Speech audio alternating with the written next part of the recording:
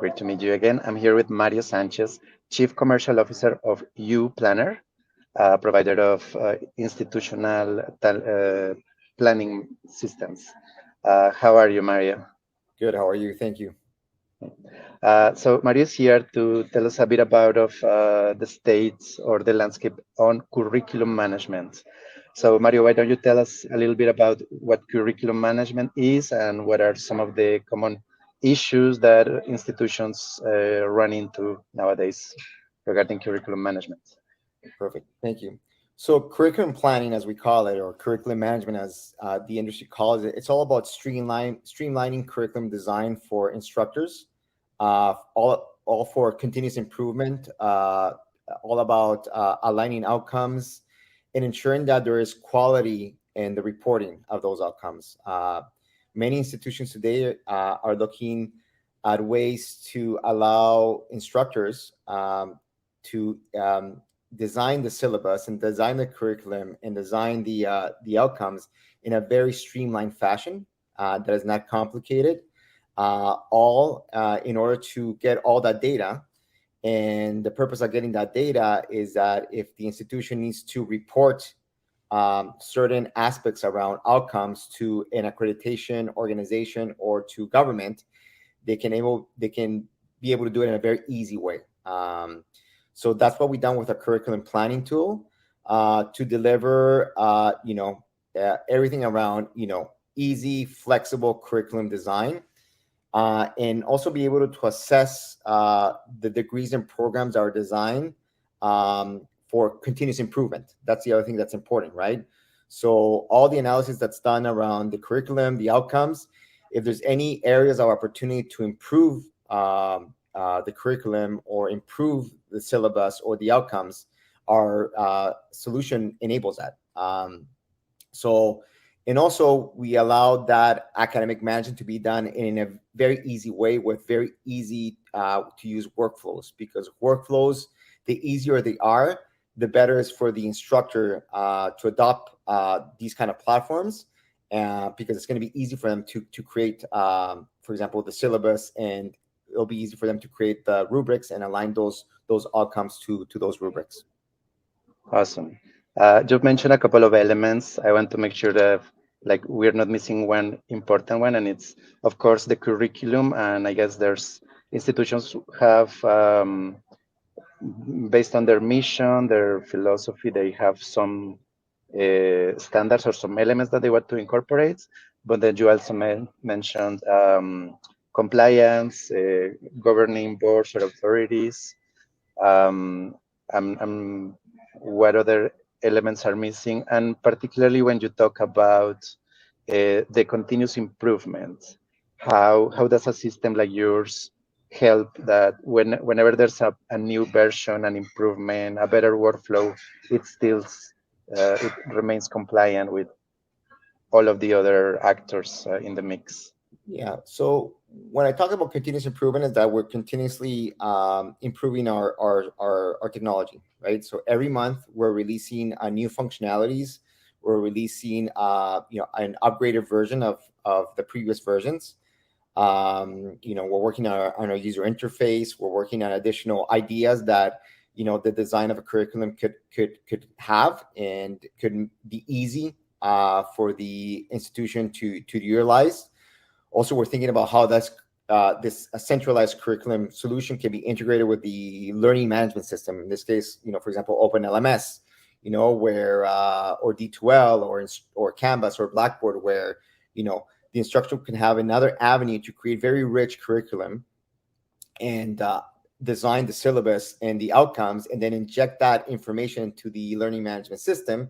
And whatever happens within the learning management system can be redirected into our curriculum planning solution as well.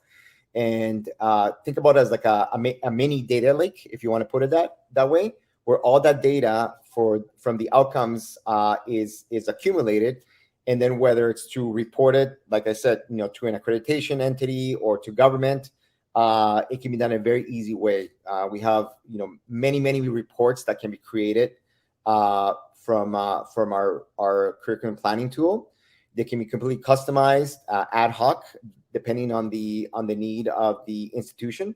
every institution has their own way, their own standards, as you said, right? So our solution is very flexible to adapt itself to those standards. It also happens that many colleges and universities right now, they're designing their curriculum in an Excel spreadsheet or in a Word document, right? And we know that's not the best avenue, especially if you're going to try to collect data and eventually report on that data. So what we're helping right now with colleges and universities is to basically take everything they've designed in Excel, everything that they design in a Word document, and easily import it into a solution, so that the migration from, kind of an old way of designing curriculum can be done very easily in our platform.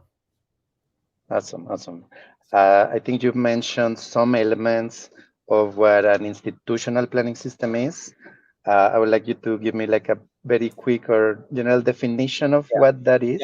Yeah. And what would makes uPlanner special compared to whatever it's in the market in terms of institutional planning. So we're creating a new category called institutional planning system that is in this world of academic operations, right? It's a very big umbrella. But how we define it is basically a whole solution, a whole platform, a whole system that helps universities and colleges improve efficiency and performance through a combination of data science and purpose-built workflows.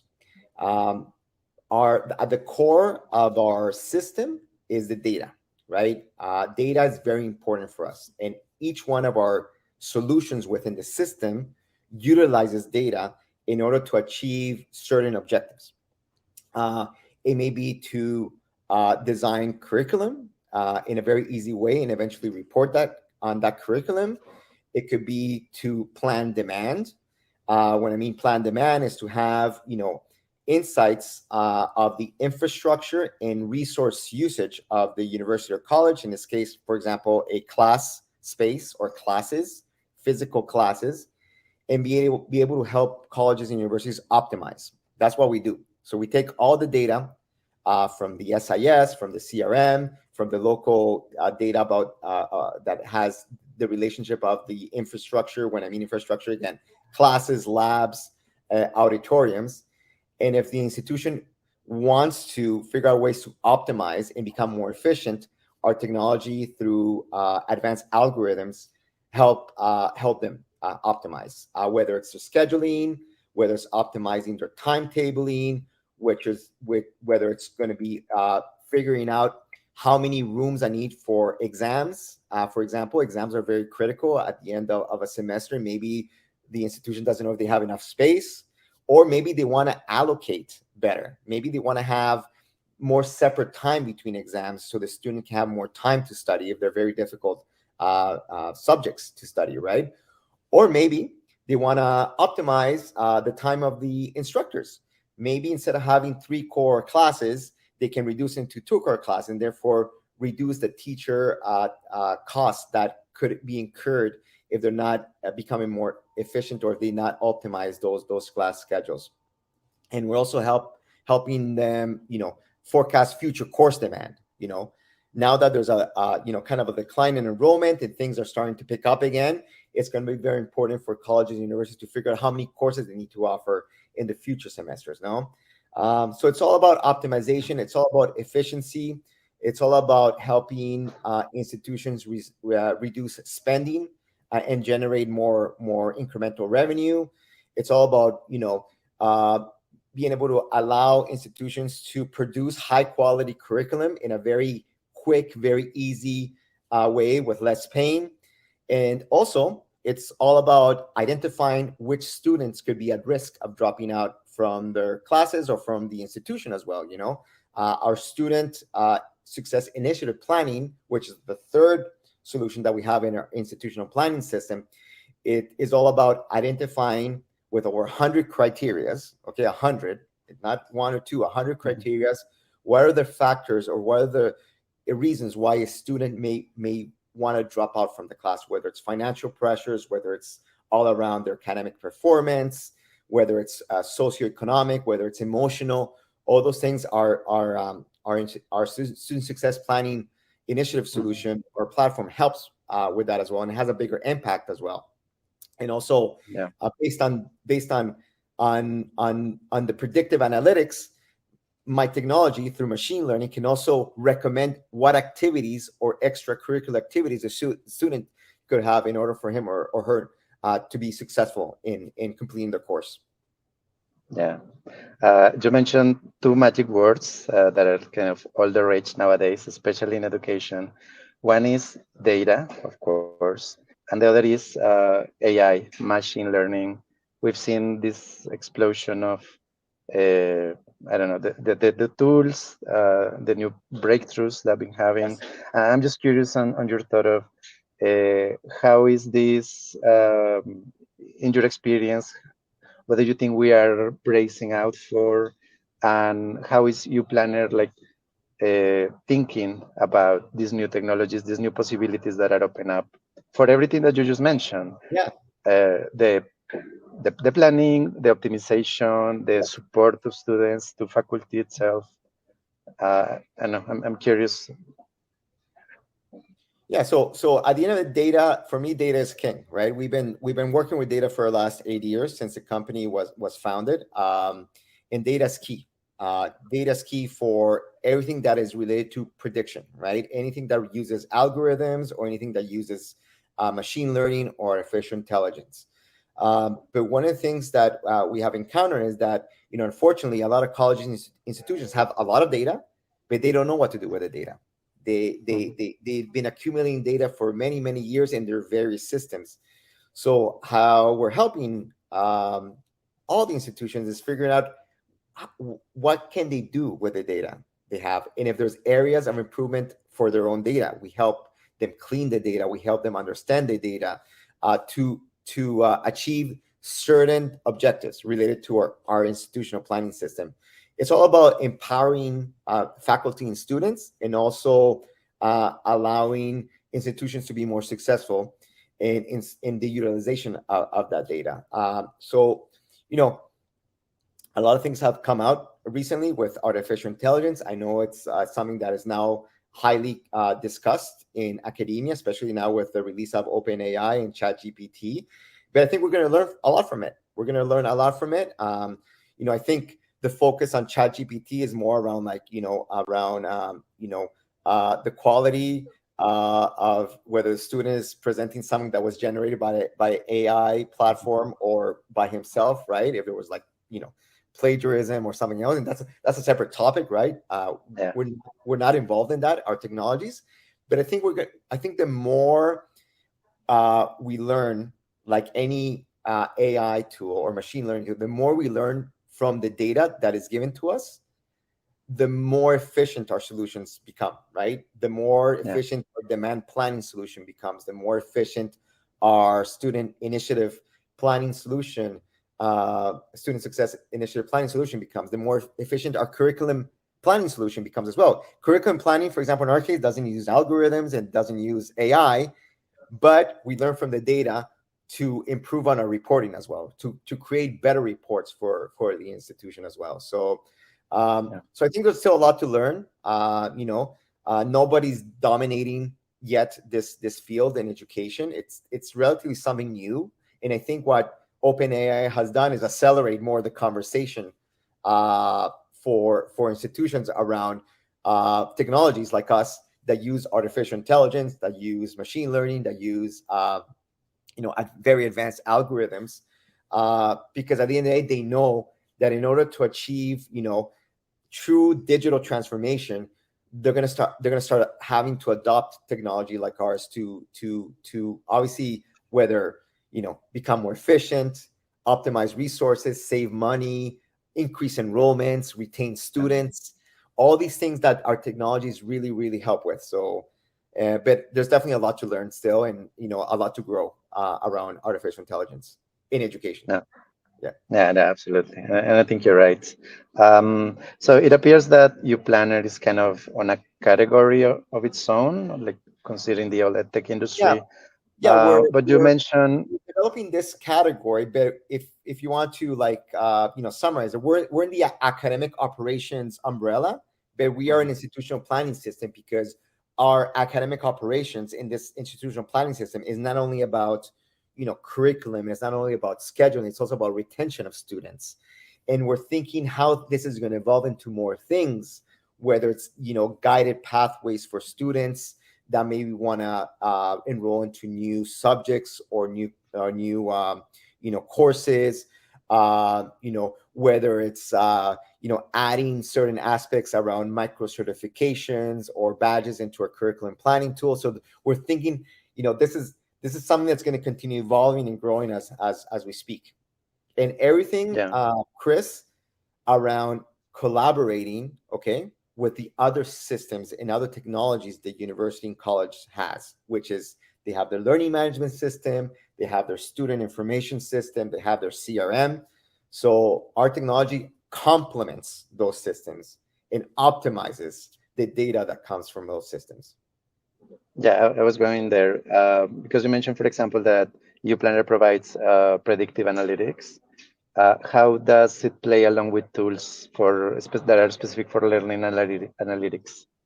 Yeah, Um, do they have a place if we have a planner?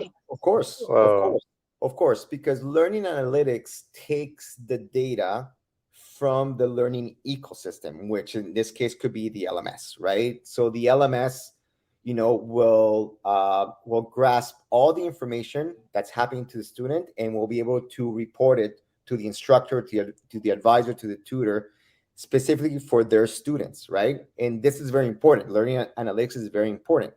But where predictive comes is it doesn't only take into account that specific student. It takes into account all the students, okay, from a specific program or the entire university, and basically through choosing which criteria of success I'm going to be determining for my students. It can not only be academic, it could be outside the LMS.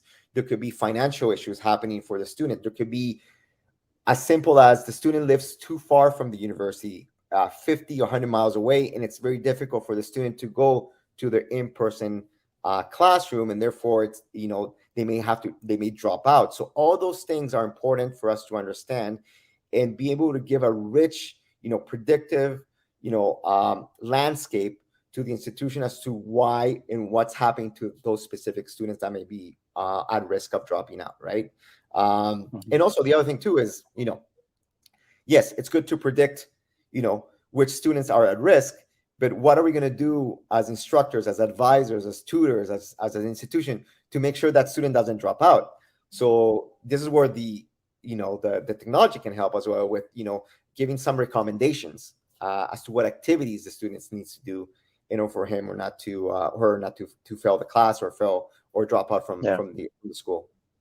Okay, so speaking of that and challenges that we're currently facing, and to wrap up our conversation, what do you see like coming up in the industry, especially what kind of challenges or topics is uPlanner kind of focusing on to help solve?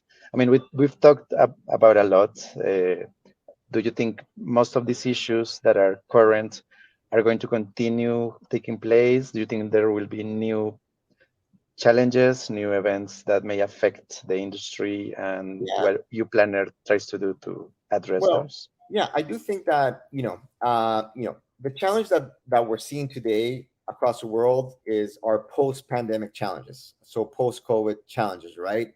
Whether it's enrollments declining, whether it's stagnation of funding for the schools, whether it's around labor shortages, whether it's around inflation that's also affecting a lot of the investments that our colleges and universities are making today, whether it's the increase in maintenance costs, supply costs, expansion costs, demographic changes that also happen.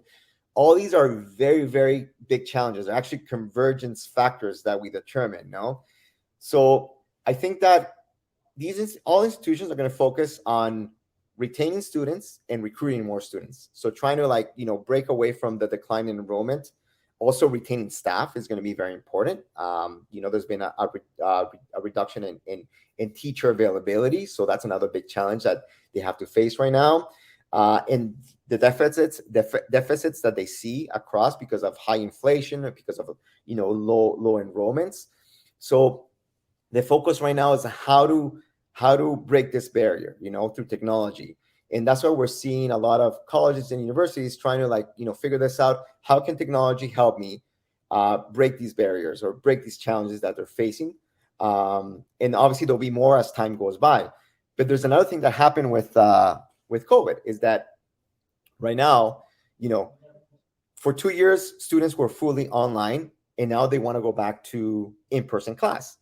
And other students want to stay online for a certain amount of time, but they want to have a hybrid model, or they want to have a flexible the model of or learning, the right? high flex. Yeah. And this is a very challenging situation for schools, because when it comes to scheduling, before I had to schedule in person or online. Now I have to schedule a mix of in person, online, high flex, hybrid, you name it, right? So it's all about giving the student the best experience possible as well, around their first day of semester, where they can go into a class and there's not going to be an issue because he didn't have space, or the instructor said, hey, you're supposed to be online today, you aren't supposed to be in person. This is where we're helping also schools, with the scheduling, right? Being able to give them, the ability to schedule with multimodalities, high rotations. For example, medical students that have to leave, outside of campus to continue their learning. They have to go to the hospitals, they have to go to the clinics to train. So all these things we're helping. So it's all about student experience, and that's why we finally developed also an application that integrates all the systems. It integrates the LMS, the CRM, the SIS, our own solutions into one location, and through nudging, through recommendations, we're able to give one experience for the student, right? And also, nudge them on, maybe they have to pay for something, or maybe they have to attend this class, or maybe the class changed from one location to the other. And also it collects data.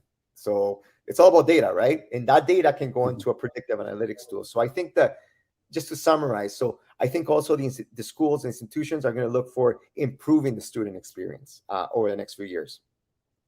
Excellent. We've been speaking with Mario Sánchez from uPlanner on current and future challenges of academic operations, curriculum management, and institutional planning systems. Thank you so much, Mario, for your time. Thank you, Chris.